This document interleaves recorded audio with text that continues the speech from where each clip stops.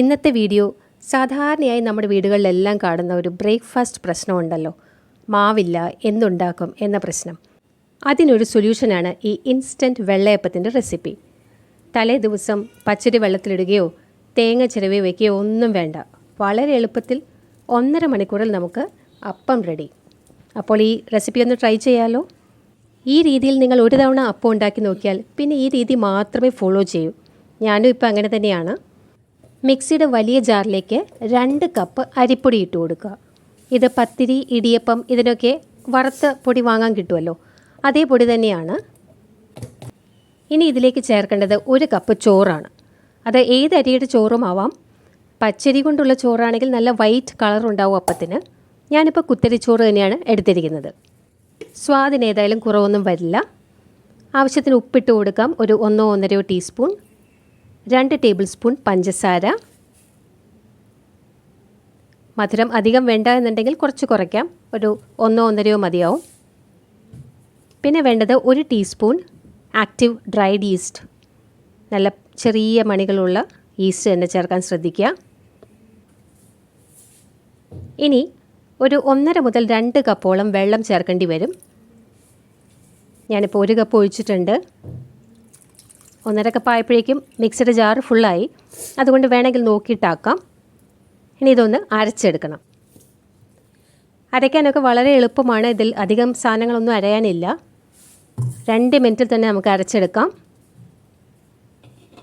അരച്ച മാവ് നോക്കൂ, ഞാനൊരു പാത്രത്തിലേക്ക് മാറ്റുന്നുണ്ട്. കുറച്ച് കട്ടിയായിട്ടുള്ളൊരു കൺസിസ്റ്റൻസിയാണ്, പക്ഷേ ഇത് മതി. നമ്മൾ സാധാരണ അപ്പത്തിനെടുക്കുന്ന പോലെയല്ല.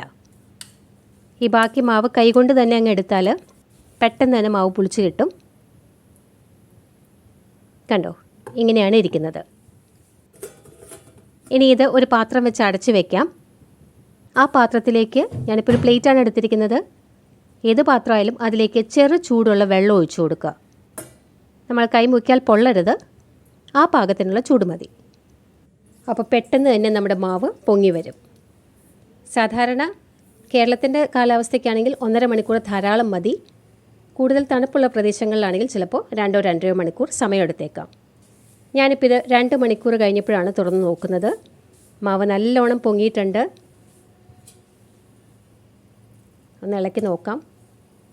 കണ്ടോ, ഈ അപ്പത്തിൻ്റെ മാവ് കണ്ടാൽ ആരും പറയില്ല ഇതിൽ തേങ്ങ ചേർത്തിട്ടില്ലെന്നോ ഇത് പച്ചരിയല്ലെന്നോ ഒന്നും. വളരെ കറക്റ്റായിട്ട് വന്നിട്ടുണ്ട്. വെള്ളം കൂടുതൽ ചേർക്കുന്നില്ല.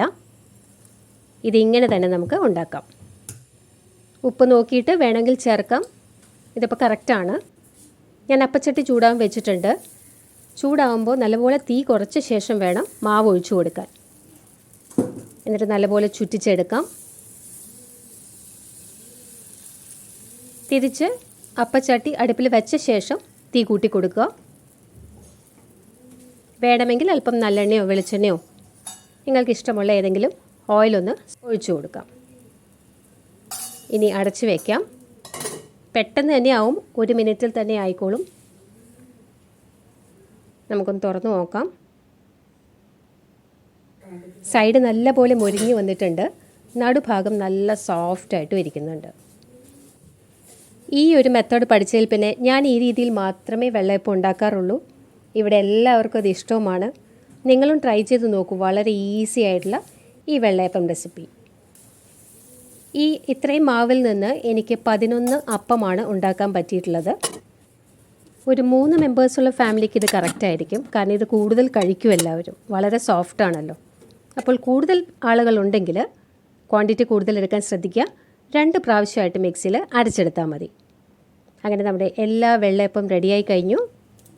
സൂപ്പർ സോഫ്റ്റ് ആൻഡ് ടേസ്റ്റി ആയിട്ടുള്ള ഈ വെള്ളയപ്പം കഴിക്കാൻ ഞാൻ വെജിറ്റബിൾ സ്റ്റൂ ആണ് കറിയായിട്ട് ഉണ്ടാക്കുന്നത്. ആ വെജിറ്റബിൾ സ്റ്റൂ കുക്കറിലാണ് ചെയ്യുന്നത്. അതിൻ്റെ വീഡിയോ മറ്റൊരവസരത്തിൽ കാണിക്കാം. ഇല്ലെങ്കിൽ വീഡിയോയുടെ ലെങ്ത്ത് കൂടിപ്പോവും. അപ്പോൾ ഈ വീഡിയോയും നിങ്ങൾക്ക് ഇഷ്ടമായെന്ന് കരുതുന്നു. Thank you for watching.